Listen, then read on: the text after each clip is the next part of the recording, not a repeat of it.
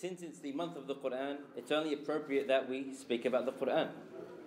So inshallah ta'ala, tonight's talk will be based on a single word from the Mus'haf. A word that we recite every single night and throughout the whole year in the hundreds. A single word that is only comprised of 2 letters. And that word is none other than Qul. Qul. What does Qul mean? Say. It's a command. And this command comes in the Qur'an numerous times. In many surah, many ayat. And amazingly, each time this word comes, the meaning changes depending on the context and depending on the surah that is in. Amazing. The words of Allah are precise. They are accurate. The words of the Qur'an should not be read like a casual read. You open up a newspaper, you sit back and relax, and you think these words, they're just placed like that as a coincidence. No. Every single word is precise. Every single ayah is in its place. And you can't get a better word than what Allah Ta'ala chose in the Qur'an. And this word Qul comes in, for example, Surah Al-Kafirun, Surah Al-Ikhlas, Surah Al-Falaq, Surah An-Naas, just to name a few. And many other times. And also, there's benefits when the word is removed. But tonight we're only going to focus on when the word is placed. And I'm only going to focus on Qul a'udhu bi rabbil falaq, Qul a'udhu bi rabbil nas, and Qul huwa Allahu ahad, because these are common surah that we all recite and we all know about. If you look at Surah An-Nas and Surah Al-Falaq, these 2 surah are mainly about what? What are we seeking? Protection, right? Surah Al-Falaq and Surah An-Nas, we're seeking Allah's protection. Why did Allah Ta'ala say, say this? He could have just said, Ista'idhu billah, seek Allah's protection. What is the benefit of Allah Ta'ala saying Qul? Why do we have to say it? Number one, Allah wants us as humans to announce our weakness with our tongues. You see, as human beings, we have a tendency to not ask for help when we need it. Pride and ego gets in the way. And probably the sisters who are married are thinking, yep, I know that. That's so true with my husband, right? For example, the husband and wife are driving. And then the wife realizes that the husband has passed the same petrol station 5 times. So she says, look, do you need a hand? No, I'm all right. I'm all right. I'm okay. All right? Now look, let me help you. Look, I'm all right. I don't need help. That's how people are as humans. We tend to become filled with pride. Look, I'm okay. I'm all right, cuz. I'm all right, bro. I don't need anyone's help. And if we do ask for help, it's kind of embarrassing. We whisper it. Allah Ta'ala despises these qualities of pride. He's saying, no, declare that you are weak. Declare, say it, that you need Allah's help. Declare that you need Allah's protection. Qul, say it. So when we say, okay, I admit I am a weak human being. Qul a'udhu bi rabbil nas, Qul a'udhu bi rabbil falaq. Subhanallah. It crushes our ego and it crushes our pride. Amazing. That's the first benefit. The second benefit is that, as we said, Surah An-Nas and Surah Al-Falaq are about seeking protection from Allah. Now the word Qul is a command. It's fi'lu amr in Arabic. It's a command. When a person fulfills this command, what has happened? They have obeyed Allah. Allah Ta'ala is saying, say this. Okay, I'll do it. They fulfilled the command, which means they've obeyed Allah.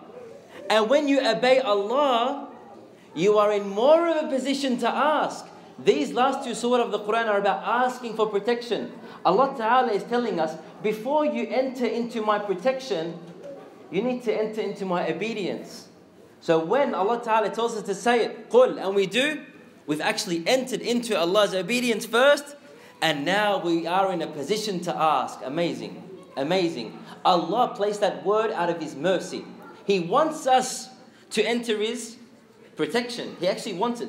But first we have to enter into His obedience. And that's why إِيَّاكَ نَعْبُدُ comes before إِيَّاكَ نَسْتَعِينُ. Before إِيَّاكَ نَسْتَعِينُ, before we ask for help and aid, Allah Ta'ala says إِيَّاكَ نَعْبُدُ. First we worship Allah. Enter into His worship first. Then وَإِيَّاكَ نَسْتَعِينُ. Then the dua comes إِهْدِنَا الصِّرَاطَ الْمُسْتَقِيمُ. Because in worldly terms, right, you can imagine your son, Dad, I want a PlayStation. Dad, I want an Xbox. Dad. Before you say, Hal anni, say, okay, look, let me ask your mother. The easy way out, right? The husbands know. Ask the mother. But then the mother and father are discussing things, and they realize, wait a minute, little Muhammad Al-Bizry, he never does what he's told, never takes out the rubbish when he's told, never cleans his room, never washes the dishes. No, I'm not going to give you what you want. In other words, if you want something, you need to be doing what I'm telling you, right? As parents, we know this. Likewise at work. You go to your boss and you say, look, I need a pay rise. The boss says, okay, let's see your record. Never on time, always late, never fulfills duties. No, come back to me in 6 months. I'm not going to give you a pay rise. If we want something, we need to first obey the one we are seeking help and aid from. So likewise in Qul, we are entering into His worship, and thus we are obeying Allah, and now we are in a position to ask, subhanallah. Amazing benefits from the word Qul. In other words, when one is in the disobedience of Allah, they are not in a position to ask for help. Not in a position. So many people, they ask, and we've heard this a lot. They say, my brother, my dua, it's not working. It's not being answered. Why? The problem is not in the dua. Where is the problem? In that person. Before the dua, Ihdina Sirat al-Mustaqim, and before we ask Allah for help in Surah An-Naas and Surah Al-Falaq, there's a command. So before we ask, we need to be asking ourselves, are we following the commands of Allah? And you find 9 times out of 10, a person who's complaining that their dua is not answered, where's the problem? In their worship. 9 times out of 10. I guarantee it. A person who complains, look, my dua is not answered, they need to ask themselves, are they doing what Allah Ta'ala wants them to begin with? You find many people who say this, they're usually not doing what they're supposed to. They're not praying, or they're not praying on time, or they're committing haram. That's the problem. Because dua, seeking Allah's help and supplicating, is a weapon. A weapon. And a weapon is very powerful.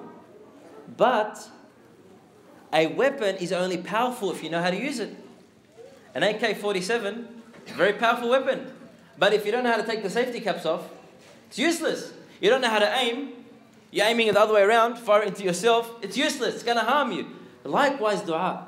Dua is an extremely powerful weapon. Very powerful. But if we don't know how to use it, there's no ikhlas, no sincerity, we don't have proper etiquette, we're not asking in the right manner, we're not obeying Allah, then of course the dua is going to be thrown back in our faces.